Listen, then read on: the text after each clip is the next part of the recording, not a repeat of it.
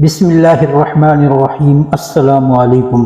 حضور نبی کریم صلی اللہ علیہ وسلم اتنی دیر تک کھڑے ہو کر نماز پڑھتے رہتے کہ آپ صلی اللہ علیہ وسلم کے قدم یا یہ کہا کہ پنڈلیوں پر ورم آ جاتا۔ جب آپ صلی اللہ علیہ وسلم سے اس کے متعلق کچھ عرض کیا جاتا تو فرماتے، کیا میں اللہ کا شکر گزار بندہ نہ بنوں؟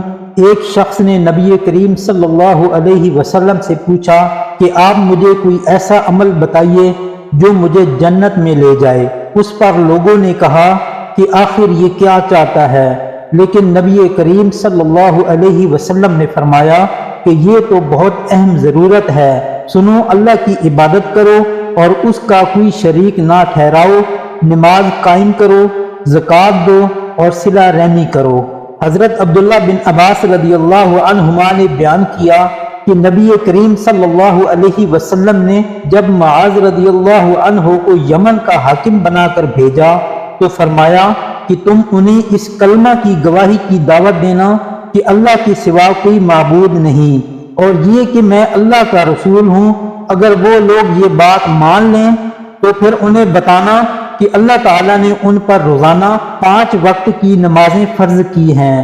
اگر وہ لوگ یہ بات بھی مان لیں تو پھر انہیں بتانا کہ اللہ تعالیٰ نے ان کے مال پر کچھ صدقہ فرض کیا ہے جو ان کے مالدار لوگوں سے لے کر انہی کے محتاجوں میں لوٹا دیا جائے گا۔